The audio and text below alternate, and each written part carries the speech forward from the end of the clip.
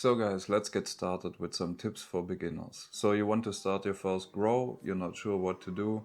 The most important thing in my opinion is just keep it simple, keep it easy. Don't overcomplicate things, don't think about fertilizers yet and how to do this and that. Keep it easy, buy a good soil that has a lot of nutrients, don't buy any cheap and dead soil and plant your seed into that. Of course you need to choose, you want autoflowers or photoperiod, you need to do your research before. With a photoperiod they need 12 hours of light to go into flower. Autoflowers do it automatically under any light conditions. For some people it might be easier to get started with autoflowers because they don't have to watch the light or light cycle, they can just understand the plant and see how it grows. Choose your seeds, basic soil, don't overthink it, and the most important, don't overwater it, because that is the number one beginner mistake. Less is more, especially when it comes to water.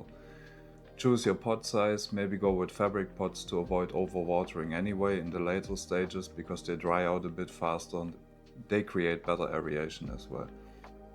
Keep it simple, don't overthink it, and focus just on watching the plant, how it grows. First you need to understand it. If you don't understand the plant, the things are pretty complicated. So once you have your first grow in, you understand how the plant grows and you can repeat it and get better over time and learn more things. Choose good soil. Choose a soil that has a lot of nutrients. Don't choose any dead soil, and the first few weeks you don't need to give any fertilizers, just water, and don't give too much. Give the roots time to grow. Don't rush anything, don't expect anything to happen really fast in the first weeks. The seedling needs time to develop roots, and after that you can go on and give a bit of nutrients to the plant and this and that, but just keep it simple at the beginning. Very important, make sure you have a good light if you grow indoor. I mean, if you grow outdoor, you have the best light there is, which is the sun. But if you grow indoor, make sure you have good light. Don't buy cheap lights, because you're gonna buy it 2 or 3 times, because those cheap Amazon lights or wherever they're from, they just don't have enough output for this plant. What you will have a stretchy plant that doesn't develop strong, and in the end you're not gonna have a great harvest and you wasted your time.